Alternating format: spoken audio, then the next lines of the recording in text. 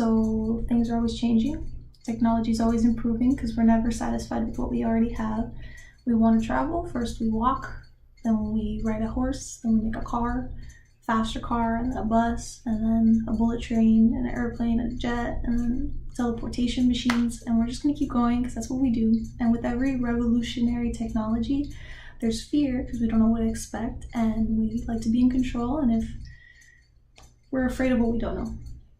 But what made me very hopeful was what the guy on the TED Talk said, David Otter, that after the implementation of ATMs, we thought there would be less bank tellers, but if anything, there's more than before there were ATMs, something like that. And the fact that jobs are safer now, where jobs that are very labor intensive and potentially deadly are becoming more automated. And we're hardworking and our identities are based on our occupation, and it gives us purpose in life. Like, we work towards something, we see the result, and that's satisfying. So no matter what technology is around, we're going to find something to do to satisfy that.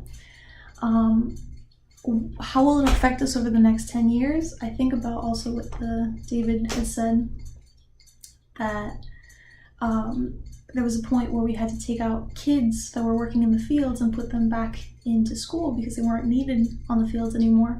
And that was a concern back then, like, oh no, we have to take them back into school. Like, it was different. And I think that pattern is going to keep going because we value education a lot now, and a lot of students will spend more years in college. And I think that will continue to follow that pattern over the next 10 years. And I think more people will be in school until they're like 30 for several reasons. Maybe the technology is going to be so advanced, or there's going to be so much more information that it'll just take longer to pass that over on to people. Or maybe, I don't know what it'll be. So will there be more jobs? I think yes, but I couldn't even begin to imagine what they'd be without the technology available. It's like how the guy in the TED Talk said that we, like 10 years ago or so, we wouldn't have been able to imagine like Pokemon Go or Bitmoji or things like that. Like, there's just so much. I recently heard that there's a new degree offered at FIU for Internet of Things, and that's not common knowledge, but I couldn't even, 5 years ago, that I don't think that would have even been considered as a degree. So there's going to be different